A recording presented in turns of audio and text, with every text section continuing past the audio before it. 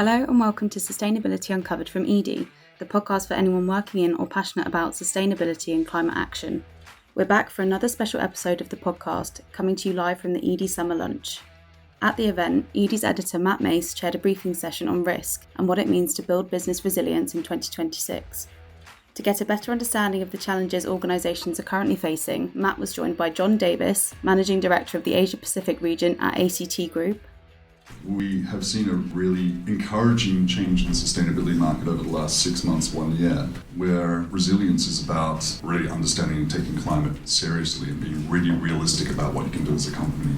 We need to act, we need to embed, and we need to be real about what we're doing with our approach to decarbonisation.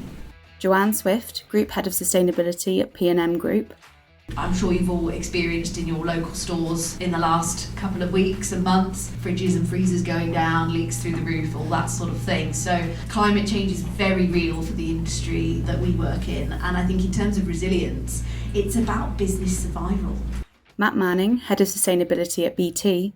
Resilience is a core underpin of our business, just to be a business, making sure that our network is resilient to energy shocks. Also how we're relying on other networks, so the power networks, the roads, to make sure we can service our sites and our customers.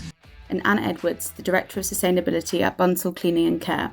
We need to focus on what we can do. It's very easy to get dragged down into the doom and gloom of it, but there's still a job that needs to be done, and there's no better time than now. I caught up with the panellists after the briefing session to dive into the topic a bit more. Stay tuned to hear that conversation in full, as well as some key snippets from the panel itself.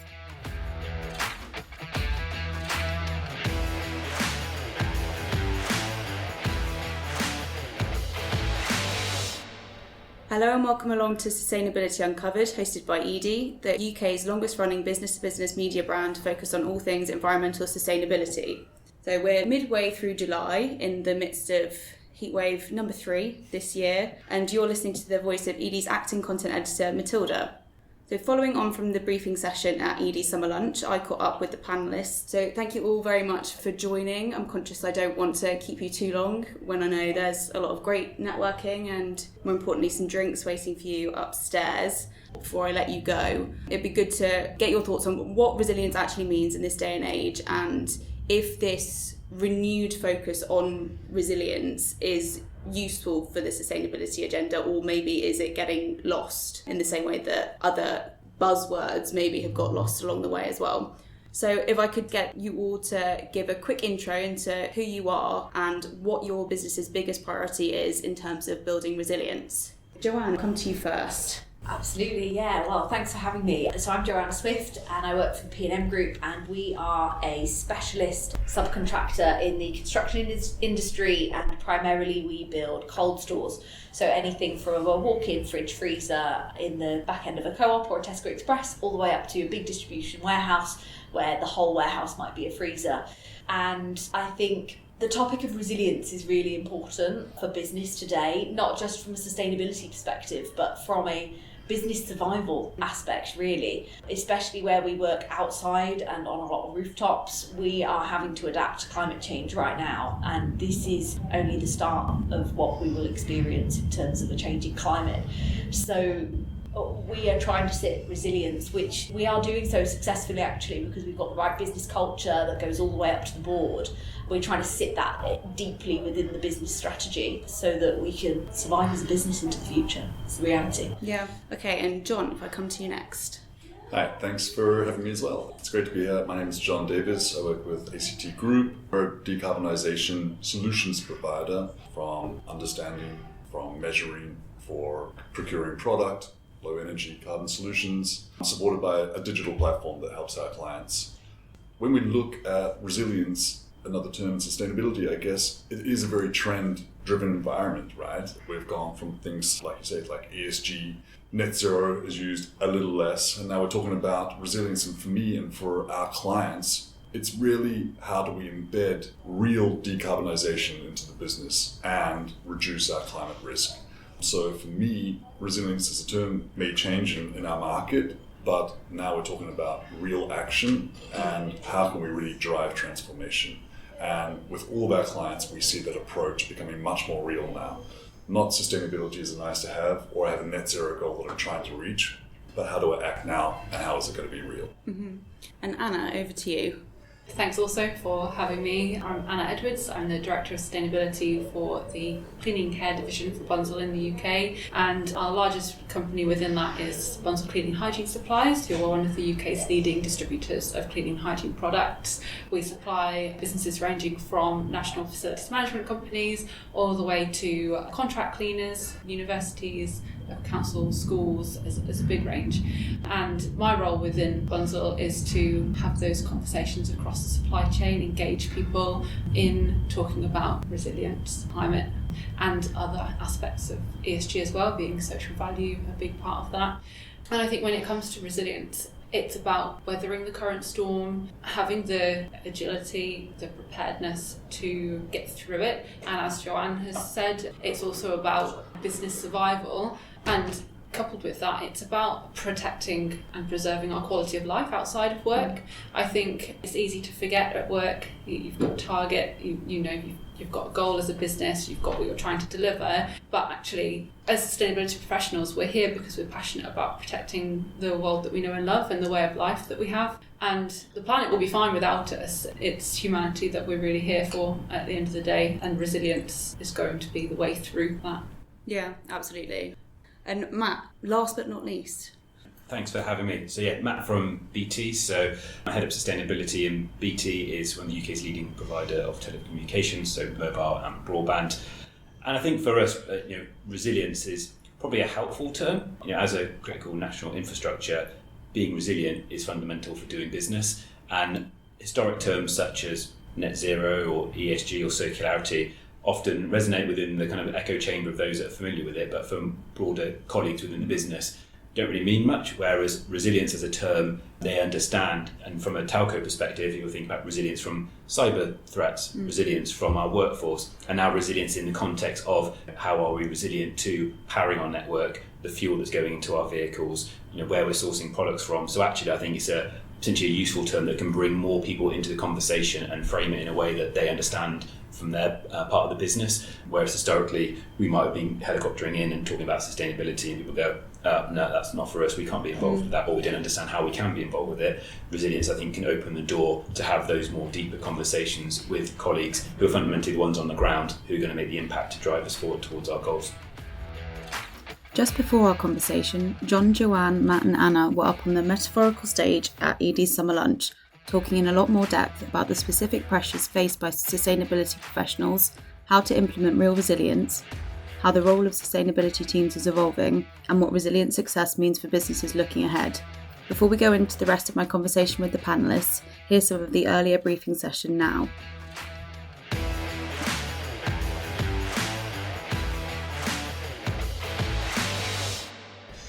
As mentioned, there's a lot of external pressures, whether that's geopolitical, whether that's regional policy, whether that's adapting to a climate impacts that are happening right now, customer demands, energy costs. What, in your opinion, are the biggest external pressures that are creating challenges to you as a sustainability professional right now? And I'm going to come back down the line this time, so Matt, we'll start with you.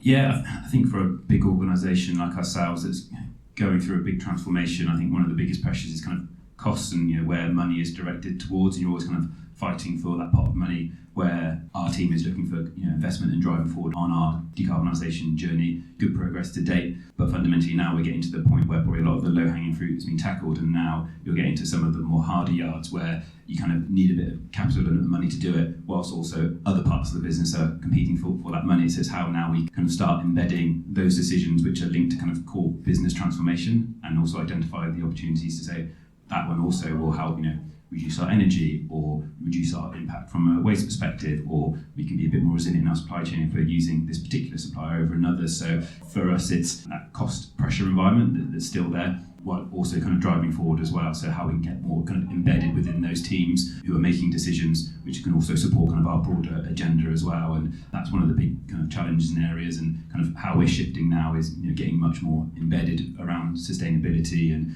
digital inclusion and responsible business within the different business units, rather than historically being seen as a kind of nice thing on the side that was led by a small team up here doing all the good work. We are now actually need the whole business to kind of take their share of the ambition and drive it forward. I think, as I already mentioned, I think that political softening is a pressure for us on the business. We see a lot of progress through legislation and through things like packaging compliance that we're seeing more and more of, and that enables us to put new things in place, get new data, may have new conversations. And when you see the government's under huge pressure, it's got lots of other things that the government needs to be concerned about, then you see things like the moving backwards of the target for phasing out fossil fuel vehicles, and you see probably there are legislation that's not coming onto the table as well that would help us all to make the change that we need. I also think that there is a lack of awareness potentially of how extreme some of the risks we're facing could be, and a lack of acceptance that we need to build this into our business, and we need to factor in what that might actually look like for us if there are food shortages, if there is enough sea level rise that we can't access our ports. These are serious things that businesses need to be factoring and potentially aren't looking long term enough in order to build that into the business plans as well.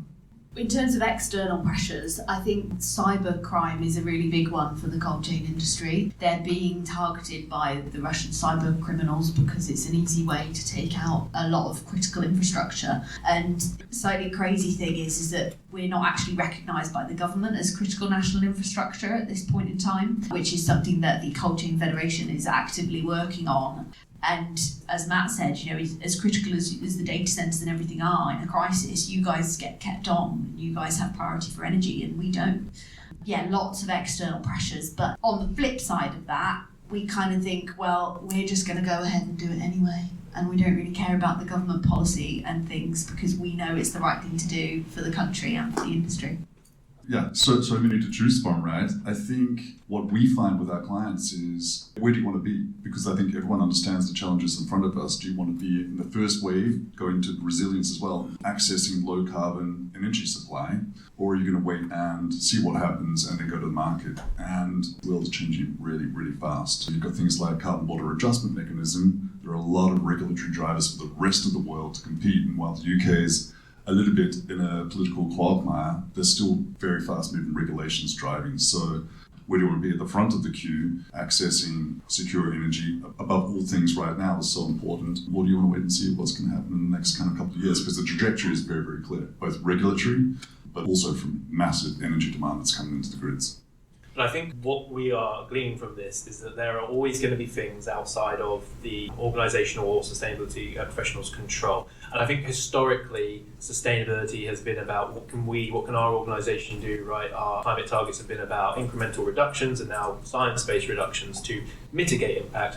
We are now definitely stepping into a world, and that was reflected at the most recent COP, about adapting to a changing world, because we know we're off course. Businesses aren't really sure what long-term future they're going to be operating and what that looks like in terms of climate impact. So adaptation becomes a huge part of the agenda. My question is that how can businesses and how are they getting better at anticipating potential future scenarios to adapt to stuff that's outside their control? To Joanne, your point about doing it anyway, is that something you still have to consider? Is that we need to make decisions that might have to be flexible and adaptable, considering where we're going to be in 10, 20 years?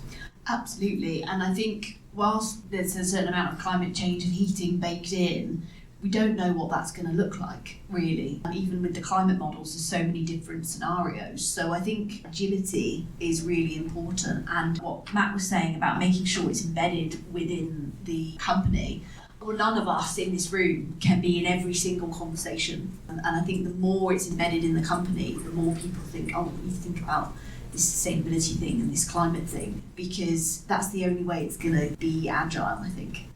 And Matt, maybe I'll bring you in actually, because aside from me just watching Neil the Seal clips, another thing I really like to do is read climate transition plans, and BT obviously has one in place, and one of the things I always find interesting about the transition plans is that this is what we need, that kind of gaze across the market to see what's not quite right. So you guys have done some work into what you'll need support to be able to reach your targets, right? Yeah, and I think it was brought up a little bit earlier, we think about some of the policy noise around kind of scaling back of the zero emission vehicle mandate. We have one of the largest fleets in the UK, and whilst you're seeing EV adoption grow and grow, I don't think it's at the point where it's going to be running away, and particularly in the commercial vehicle space. There's still some challenges there when you get to some of the larger formats, so we still need that kind of support from policies, putting the pressure on the OEMs to making sure they're still investing in future battery technology and design, so then we can continue with that trajectory to decarbonise our fleet as well. And then similarly, within the energy space within the UK, obviously huge ambitions for 2030.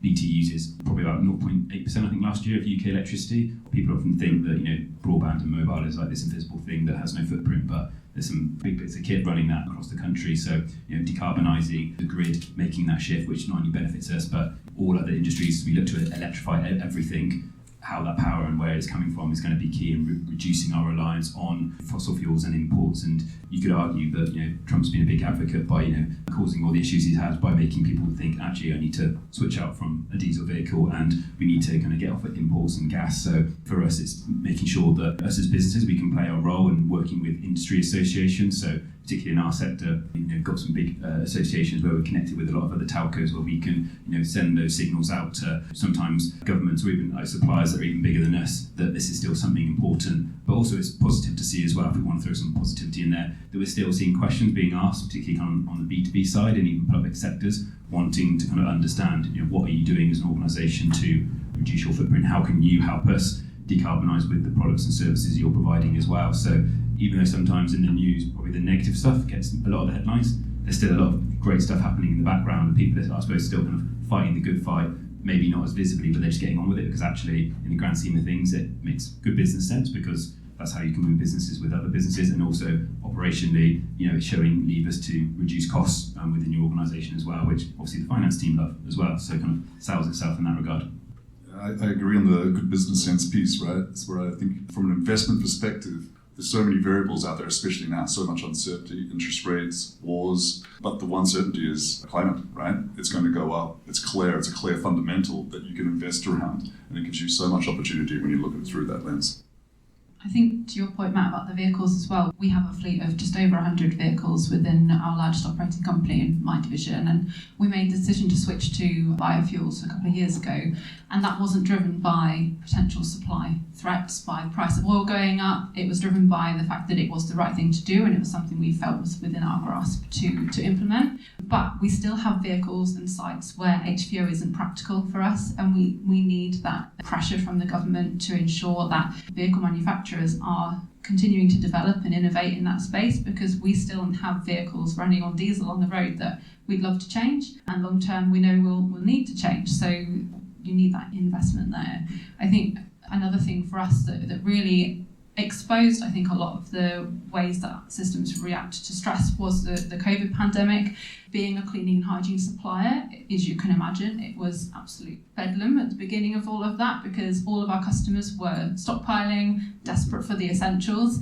And I found even myself doing phone calls to our suppliers asking, have you please got some more sanitizer? And I think we have learned from that. We're probably not ready for that to happen again. If it were, and please let's hope it doesn't, but we have learned from that, and we have built more processes in place that when things have happened, like the conflicts breaking out in Ukraine and Iran, we've been able to prepare more for the potential impact on our supply chain and our access to products, but it hasn't changed the fact that it still impacts product cost, and we have to then manage that through our supply chain as well, and that's very difficult, and it does distract from the other things that we're trying to deliver. But we have found, trying to turn this to a positive as well, is that our customers still want to have the conversation with us about sustainable alternatives. I think they're seeing that can be more reliable as an alternative, that it, in terms of longer term, it gives them that security as well if they're picking that sustainable alternative, because it's aligned to their goals, it's more protected from volatility and change. I think it does enable us to be more agile when we need to be as well. Where I just want to take this conversation briefly is, we've spoken about the externalities and responding to that, and what does that then look like internally? Because historically, and I'm glad that we are moving away from this, the sustainability department has felt quite siloed. How is that going to change? Do you see a time where a sustainability team isn't the thing and it's more just embedded across other functions? Do you just see actually that you still need that kind of central team, but it's about pushing ownership into other departments? What is that looking like right now? I think there's a lot to consider there. I sometimes think sustainability is quite a Velcro role. You seem to just pick up more things because they don't know where to put it. And I think it's because we naturally have quite a broad skill set and remit anyway, and so why not put that with sustainability? They have the time, don't they? But I think as it comes to looking forward, something that we discuss quite a bit within our sustainability forum across the business as well is how we align things like KPIs and targets for the business so that all of the departments are singing to the same tune when it comes to sustainability, and it's not one department trying to drive the agenda and get people on board. A really great analogy that I unfortunately can't take any credit for is that there's no department for profit. It's something that every department is aligned to deliver. And sustainability should be treated in the same way. Why aren't we making a consideration for sustainability when we're making any other business decision? I think the Wellbeing Future Generations Act is a great example of that, where it's mandating that sustainability should be a consideration for public bodies. And so I do think that might be the direction sustainability goes in. I think there needs to be more embedding of skills of technical specialists across businesses. But I also think you still need some leadership and somebody to be accountable for delivering sustainability as well. I'd agree with a lot of that. I think for us, it's quite like health and safety was in a way in the construction industry going back, 10, 20 years, in that it was this tack-on thing that someone would come in and say, you need to be doing this more safely and you need to be doing that. And just like it has with the health and safety team, there is still a central health and safety team who will go out and audit sites and help when there is a major problem. And I think that's how the sustainability function needs to look in the future. They will measure the carbon footprint. They will probably collate all the waste data centrally. We've got a zero waste to landfill target, so we'll be keeping an eye on all of that sort of stuff. But as you said, Matt, I can't be on all of our construction sites saying, have you turned that engine off when you're not using it? So people have got to take responsibility for the goals. Yeah, and I think, obviously can't talk on behalf of other businesses and depending on the maturity level you are within your kind of journey towards your goals, but certainly for us, we've seen the change now and where we're at, operating quite lean from a sustainability team and essentially acting as a kind of a centre of excellence with like subject matter experts, which then can support where we do have colleagues in certain units who kind of have a lead around sustainability. We can help them understand what that particular unit's impact is and support them. And obviously we're kind of doing horizon scanning of what potentially might be coming down the road to then support the business, shifting some functions out. So for example, with UK SRS coming down the pipeline, historically where we've done TCFD, that sat in kind of my team, but we're shifting that over to the ESG finance team for them to kind of take ownership, so that then frees up resources to look at other things that might be coming down. So yeah, I think that example of kind of that health and safety approach of, get it to a point where it's on everyone's agenda, but having kind of a core team to support and understand it and like do the year-end reporting and gather all of that information as well. And for us, we've benefited from it recently as part of a broader company strategy update,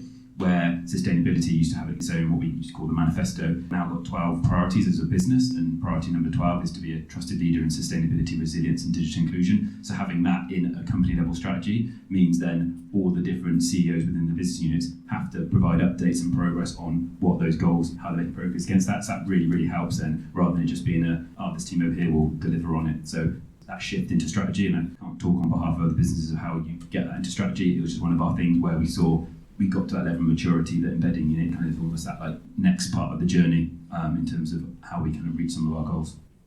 There's a clear trend as well. Sustainability, broad generalization, help businesses understand what to do and how to do it. Now we actually have a market, companies such as us, that make it very easy for companies not necessarily to have that sustainability team, because we have a platform where you can do everything yourself.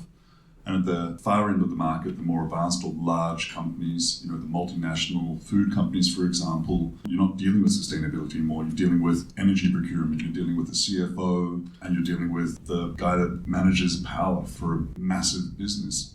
And sustainability is effectively embedded in everything they do, and that's the way they operate. So the trend is not so much that sustainability is not used, the trend is that really every person that's involved in managing a massive downstream Scope 3 portfolio, the first question is, how do we get out there and procure in the right way for our business? It is ultimately the way the companies are acting, which is, I think, a fantastic development, and it's definitely the trend that we see as a business.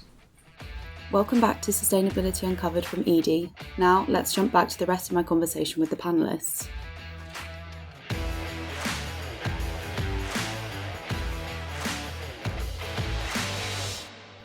I'll broaden this out to everyone.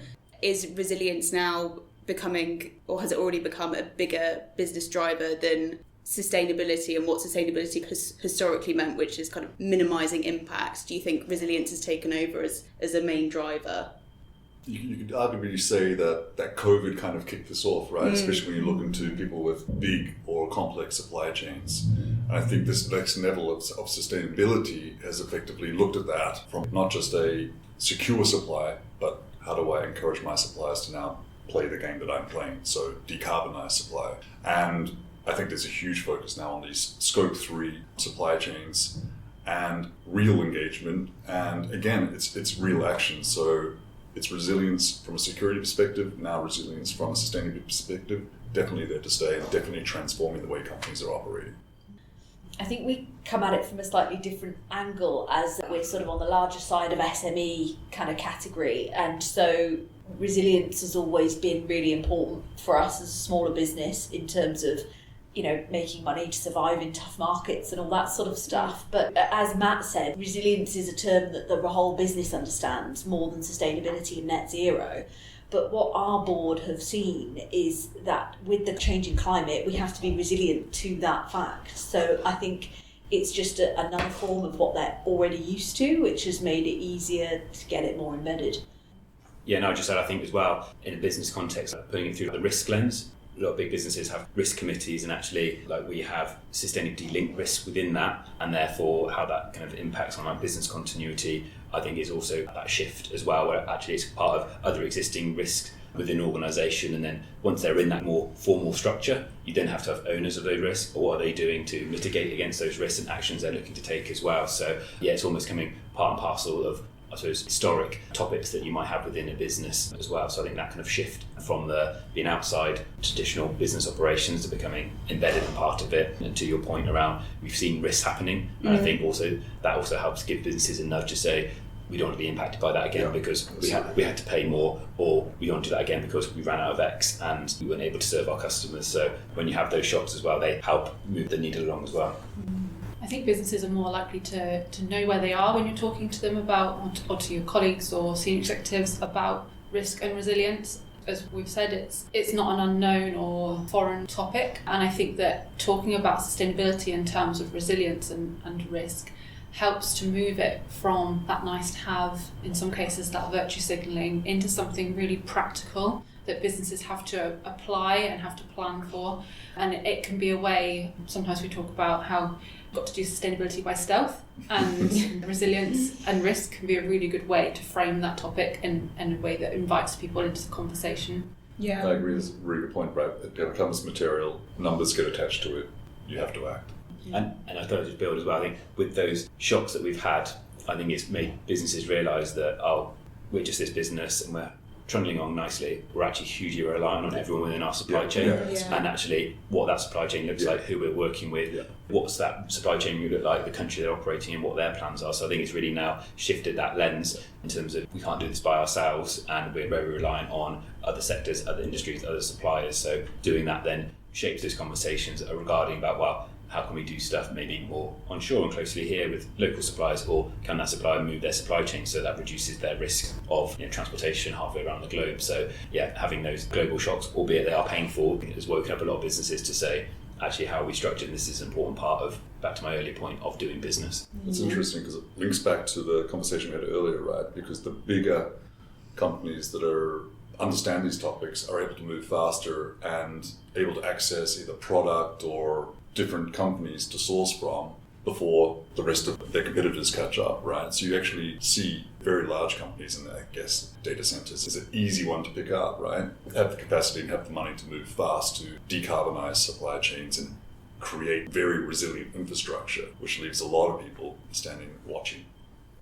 And I mean, I think I already know all of your answers, but resilience has become a huge focus for sustainability events, including the panel today. It was, the topic of discussion, and a lot of the panels that we listened into during London Climate Action Week, given the heatwave number 2, was all about climate resilience and building energy resilience. Is there a risk that we're potentially overusing the term? Is there a risk that it loses its meaning in the way that potentially ESG has? A few years ago, ESG was all the focus and it became so overused that a lot of departments outside of sustainability kind of became numb to it. Are we at risk of creating another sort of catch-all term that eventually loses its meaning, or do you think that resilience focus is really helpful?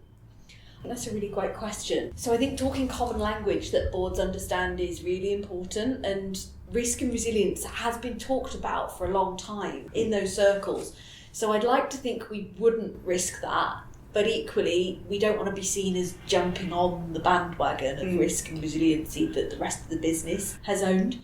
A really quick sort of good news story on the communication side that I came across just 2 days ago.